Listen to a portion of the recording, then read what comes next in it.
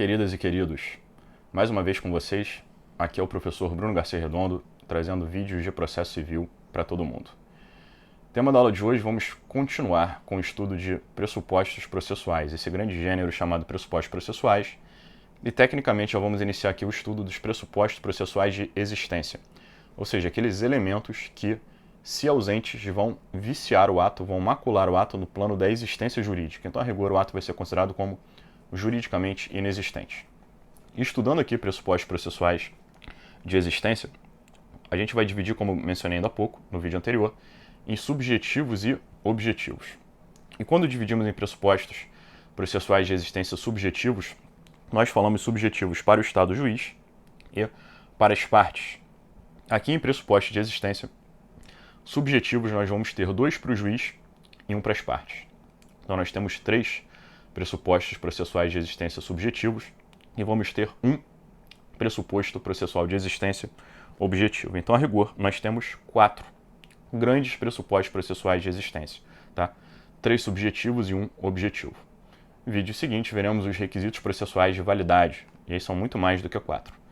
Então, aqui, pressupostos processuais de existência são 4, 3 subjetivos e 1 objetivo. Vamos iniciar estudando os subjetivos. Como eu mencionei ainda há pouquinho, os pressupostos processuais de existência subjetivos são aqueles pressupostos ligados aos sujeitos da relação processual. E nós dividimos subjetivos em para o Estado juiz e para as partes. São 2 os pressupostos de existência subjetivos para o Estado juiz. O primeiro deles é a existência de um órgão jurisdicional. Deve haver um órgão jurisdicional. Então, para um processo existir e para atos processuais existirem, eles têm que ser praticados perante um órgão jurisdicional. E o órgão jurisdicional, a gente tem 2 palavras importantes: órgão, querendo dizer um órgão público, e jurisdicional, querendo dizer integrante do Poder Judiciário, ou seja, através dos órgãos do Poder Judiciário, que vem no artigo 92 da Constituição. Dando um exemplo muito bobo. Será que poderia ser considerado um processo judicial stricto sensu? Algo que começasse, por exemplo, aqui, sei lá, na minha casa? Alguém protocolar uma petição inicial na minha casa? A minha casa é um órgão público? Não. Não sendo órgão público, já não preenche esse requisito órgão público. Órgão jurisdicional, órgão sendo algo público. Então, supostamente rolasse um processo aqui perante a minha casa, e não sendo arbitragem, né, porque a arbitragem até poderia ser, mas levando do ponto de vista de processo judicial perante o Poder Judiciário, algo que transcorresse inteiro na minha casa seria juridicamente inexistente, porque já é iniciado perante algo que não é um órgão público. Agora vamos pensar que um processo judicial erradamente começasse numa delegacia de polícia, até um órgão público. Mas um processo judicial não penal, por exemplo, civil, para não confundir nem com inquérito, que começasse numa delegacia de polícia, ainda que seja um órgão público, ele é órgão jurisdicional, está no artigo 92 da Constituição como integrante do Poder Judiciário, aquele terceiro poder? Não. Então, um processo civil que começasse numa delegacia de polícia, até teria começado perante um órgão, mas não jurisdicional, não investido jurisdição, não integrante do Poder Judiciário. Então, mais uma vez, esse processo também deveria ser considerado todo inexistente. Além de órgão jurisdicional, que é o primeiro requisito subjetivo para o Estado juiz, nós temos que ter um segundo requisito, e agora é sobre a pessoa do juiz. Tem que transcorrer o processo perante um magistrado. Magistrado é aquela pessoa natural investida de jurisdição, que tomou posse ou foi aprovada no concurso público, ou foi investida lá e designado como desembargador ou ministro. Então tem que ser juiz, desembargador ou ministro, membro da classe da carreira chamada de magistratura. Então, principalmente os atos decisórios e os atos para os quais se exige a presença de magistrado, é essencial que transcorra perante uma pessoa natural investida de jurisdição. Só não são juízes, por exemplo, quem nunca foi investido de jurisdição, quem nunca passou num concurso e tomou posse, ou nunca foi nomeado desembargador ou ministro, quem, por exemplo, apesar de ter prestado concurso, nunca chegou a tomar posse, ou, por exemplo, um magistrado que já se aposentou, já está fora da carreira, ou um magistrado afastado ou em disponibilidade. Esses são chamados não juízes. Fora essas exceções, o sujeito sendo aprovado, tomando posse e estando em exercício, ele é juiz. Então, uma petição inicial dirigida a uma vara do Poder Judiciário, exemplo, primeira vara civil, e que lá tenha um magistrado integrante da carreira da magistratura, nós temos aí o pressuposto de existência preenchido. Como eu falei, são 2 para o Poder Judiciário: órgão público jurisdicional e pessoa de juiz magistrado integrante da carreira da magistratura. nós temos um terceiro pressuposto processual de existência, subjetivo. Agora, em relação às partes. Em relação às partes, nós temos o pressuposto de existência chamado capacidade de ser parte. Capacidade de ser parte. Ao longo dos vídeos de pressupostos processuais, eu vou falar de 3 capacidades, e vocês não podem confundir, jamais. Vejam só, vou falar agora aqui em existência a capacidade de ser parte. Quando formos analisar requisitos de validade, o outro plano, nós vamos falar de 2 outras capacidades. Capacidade processual e capacidade postulatória. Então não confundam capacidade de ser parte, que é existência, com capacidade processual e capacidade postulatória, que são lá do plano da validade. Todas são relacionadas às partes, todos são requisitos relacionados às partes, só que um alcança de uma maneira mais grave. A ausência de capacidade de ser parte é a ausência de pressuposto de existência. Já se faltar capacidade processual e capacidade postulatória, que são coisas diferentes, se elas estiverem ausentes, macula, prejudica o processo apenas no plano da validade. Então é importante saber que só uma delas é de existência e as outras 2 são de validade, e também não confundam o conceito de cada uma. Então vou falar ao longo dos vídeos de 3 capacidades. A primeira que eu falo aqui é pressuposto processual de existência subjetivo para as partes, chamado capacidade de ser parte. Alguns autores e alguns julgados denominam a capacidade de ser parte como personalidade judiciária.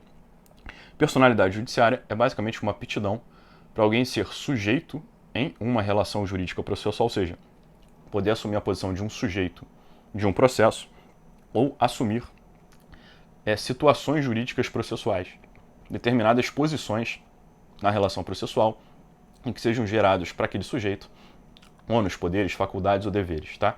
Então, personalidade judiciária, basicamente aptidão para ser sujeito de uma relação jurídica processual. Não é necessário que aquele sujeito tenha personalidade jurídica regular. Isso é muito importante. Lembra um pouco a chamada capacidade da personalidade material, chamada também capacidade de direito, que vem no artigo 1º do Código Civil. Não é um conceito equivalente de capacidade de ser parte com a capacidade de direito do artigo 1º do Código Civil.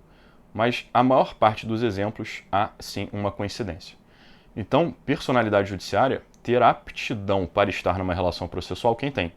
Quem tem a aptidão para ser sujeito de direitos ou já tem um direito, ou tem aptidão para, no futuro, vir a ter um direito. Por quê? Porque plano processual é lesão ou ameaça a direito. Então, quem tem capacidade de ser parte? Quem tiver uma aptidão para ter um direito lesado ou ameaçado. Ou quem algum dia possa vir a ter um direito, ainda que um futuro direito lesado ou ameaçado. Então, personalidade judiciária lembra um pouco a capacidade de direito do artigo 1º e não exige uma capacidade plena, não exige uma plena capacidade civil, não exige personalidade jurídica. Entes despersonalizados, quem não tem personalidade jurídica do direito civil, pode estar no plano processual. E eu vou dar alguns exemplos.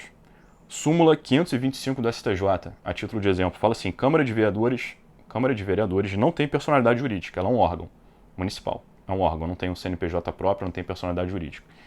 Mas a Câmara de Vereadores, apesar de não possuir personalidade jurídica, ou seja, ser um ente despersonalizado, tem personalidade judiciária, diz a súmula 525 do STJ, podendo demandar em juízo, ou seja, pedir em juízo para defender seus direitos institucionais.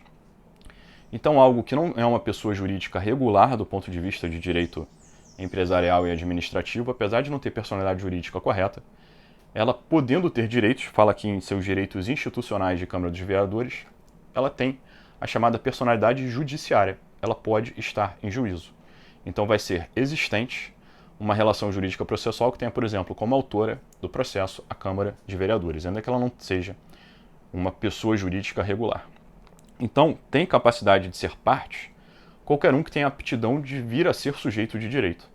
Então nós temos as pessoas jurídicas regulares, como exemplos. Tem personalidade judiciária o condomínio. Entes formais, a gente tem como exemplos espólio, massa falida, massa da insolvência, herança jacente, que são várias figuras de direito civil. A sociedade em comum, sociedade de fato, sociedade não personificada, sociedade regular, lembrando aí exemplos de direito empresarial e civil. Nós temos as comunidades indígenas, grupos tribais, temos órgãos públicos despersonalizados, por exemplo, Ministério Público, PROCON, Tribunal de Contas, eu mencionei aqui, Câmara de Vereadores da súmula 525 da STJ. Pessoas naturais têm capacidade de ser parte, podem ser autoras ou réis. e até mesmo o nascituro. Vejam só, aquele sujeito concebido que ainda não nasceu. O concebido que ainda não nasceu pode ser autor ou réu. Vai que tem um direito dele que está sendo violado ou ameaçado de violação. E mais interessante ainda, quem sequer foi concebido. Quem sequer foi concebido é chamado em direito civil como nondum conceptus, o ainda não concebido. E o artigo 1799, inciso 1 do Código Civil, permite lá, por exemplo, a tutela de direitos do sequer concebido, do ainda não concebido. Pense numa ação que buscasse a nulidade de um testamento em favor do futuro filho de alguém. Futuro filho de alguém, que ainda, por exemplo, você pega lá uma criancinha de 3, 5 anos, aí faz um testamento para o sujeito ainda em vida, né? Não morreu, faz o testamento para o futuro filho daquela criança. Se algum dia ela vier a ter um filho, vai ser o herdeiro do sujeito através daquele testamento. E alguém busca ainda em vida anular aquele testamento, e sequer aquela criança ainda virou adulta, houve a concepção e um futuro filho nasceu.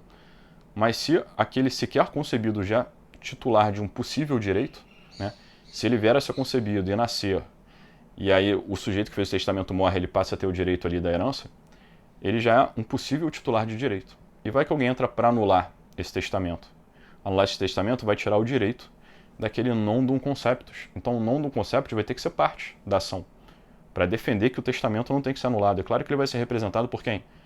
Por aquela, no meu exemplo esdrúxulo, aquela criança que ainda nem teve filho, e por ser criança vai ter que ser representada pela mãe ou pelo pai, né, quem tiver o poder familiar. Então, a rigor, você vai ter um representado pelo outro, mas a rigor, quem é a parte ali em legitimidade ordinária? É o nondum conceptus, é um direito dele que está sendo debatido em juízo. Então, nós podemos ter até sequer quem foi concebido com capacidade de ser parte. Ele pode vir a ter um direito? Sim. E um direito dele pode estar sendo violado, ameaçado de violação? Sim. Então ele tem que ter capacidade de ser autor ou réu, capacidade de ser parte. Claro que se ele ainda não tem a personalidade correta, a capacidade de fato lá do artigo 5º do Código Civil, ele vai ter que ser representado ou assistido. Mas o fato de ser representado ou assistido não significa que ele não seja o autor ou réu. Lembre que está ali em legitimidade ordinária, defendendo em nome próprio um direito próprio, através de um representante, um assistente, se ele não tiver ali maioridade ou for relativamente incapaz ou absolutamente incapaz. Então, a contrário senso, pensem que eu estou dando vários exemplos de que quase todo mundo, né, pode ser parte. A contrário senso, quem não tem capacidade de ser parte, quem não pode ser autor e réu, basicamente as coisas, os animais e os mortos. Quem já teve personalidade, por exemplo, de pessoa natural e faleceu, não pode mais ser parte. O morto, uma vez morto antes do início da ação, o morto não é parte. Quem vai ser parte, autor ou réu, vai ser o espólio do falecido, ou até os herdeiros do falecido quando quando se transmite, né, direitos e deveres. Quando as obrigações, direitos e deveres forem transmissíveis, os herdeiros ou sucessores ou o espólio é que vão ser a parte, mas não mais o falecido. Então, não tem personalidade ali judiciária, capacidade de ser parte, os mortos, os animais e as coisas. O animal não pode ser autor ou réu de ação, e as coisas, uma pedra, uma cadeira, uma mesa, não podem ser autores e réis, tá? Eles até podem ser objeto de direito, mas não sujeito de direito. Existem vários exemplos de prática forense de ações que debatem, por exemplo, direitos dos animais, contra maus tratos de animais. Tem precedente aí que fala de mudança de zoológico de animal, guarda sobre animal. Mas vejam que não é o animal que é o autor ou réu, ele é o objeto do pedido, ele é o objeto da ação, tá? Então, pessoas debatem o que fazer com um determinado animalzinho, alguma coisa assim. Então, o animal não é sujeito de direito e não tem a capacidade de ser parte, ele é o objeto da ação. Já teve casos de habeas corpus relacionados a animais, etc. E coisas podem ser objeto de pedido. Você pode entrar com uma ação objetivando a declaração de propriedade de um bem. Mas o bem não é autor ou réu, o bem é o objeto do pedido. Sua declaração de direito, por exemplo, de propriedade de um imóvel, tá? Mas são pessoas naturais ou jurídicas ou entes despersonalizados pleiteando o quê? Aí, como objeto, você tem a coisa, ou um direito sobre a coisa. Então, coisas, animais e mortos, a contrário senso, são aqueles que não têm capacidade de ser parte, a chamada aí personalidade judiciária. Mais uma vez, para não ficar muito longo o vídeo, já que a gente terminou aí pressuposto de existência, eu queria falar o último pressuposto de existência, agora chamado de objetivo. E aí, vendo o pressuposto de existência objetivo, a gente encerra o vídeo aqui, para não ficar muito longo. Pressuposto processual de existência objetivo, nós temos a necessidade de demanda. Então, eram 3 subjetivos, né? 2 para o Estado juiz e 1 para a parte, e 1 pressuposto processual de existência objetivo. O pressuposto processual de existência objetivo eu vou falar num outro vídeo. É a demanda. Mas demanda é requisito de existência. Demanda é algo formado por 3 elementos: partes, causa de pedir e pedido. Então há pressuposto processual de existência objetivo quando existe demanda. Existe algo em que você identifica 3 elementos: partes, causa de pedir e pedido. E já fica aqui o anúncio que eu vou ter um vídeo só sobre demanda. Mas partes é algo que tem que ter no mínimo 2, um autor e um réu, 2 pessoas e um polo. Causa de pedir, conjuntos de fato e de direito que embasam o pedido, então uma alegação sobre fatos e direitos. E pedido, o que você quer? O que você quer? Coordenação, declaração, uma prestação, enfim. Então se você tiver algo que tem autor e réu, fatos, argumento de fato e de direito, e um pedido, e o pedido também é essencial, quero condenação, quero declaração, quero constituição, quero desconstituição, e pedido, nós temos demanda. Como se verifica se existe demanda? Quem normalmente começa pedindo o autor, então a gente tem que ler se o autor fez demanda. E como é que o autor exerce a demanda, exerce concretamente o direito de ação? Através da petição inicial. Então a demanda é como se fosse o exercício concreto do direito de ação abstrato. Você concretiza quando você demanda. Você exerce em concreto o direito de ação através da demanda. E a demanda é revelada por um papel, por uma petição, um papel físico eletrônico chamado petição inicial. E nós lemos a petição inicial do autor e verificamos se ali tem demanda. Se tem partes, se tem causa de pedir e se tem pedido naquela petição, nós temos demanda. Então dá para falar que do ponto de vista da existência, nós temos relação processual, nós temos processo. Pensando por absurdo uma petição inicial sem partes, não dá para saber quem pede contra quem. Não dá para saber o que, ou o que é pedido, ou o porquê. Você não tem demanda. E se não tem demanda, sequer processo vai existir. Tá, então finalizamos o vídeo por aqui, com os pressupostos processuais de existência, todos nesse vídeo. Os 3 subjetivos e o 4º objetivo. 2 para o juiz subjetivos, 1 subjetivo para a parte. O último objetivo tem relacionado ao objeto, a petição inicial, a postulação, a concretização do direito de ação. Nos vídeos seguintes, vamos analisar os chamados requisitos de validade, ou, mais leigamente falando, digamos assim, os chamados pressupostos processuais de validade, que também vamos dividir em subjetivos e objetivos. E quando falarmos de objetivos, vamos falar de extrínsecos e intrínsecos, positivos, negativos, enfim. Lá fica um pouquinho mais complicado porque é um número maior de requisitos processuais de validade. Continue aqui então me acompanhando. Por favor, não se esqueçam de se inscrever no canal e clicar no joinha. Eu acho que eu esqueci de pedir isso no início do vídeo. Então, obrigado. Continuem comigo. Vamos nos falando.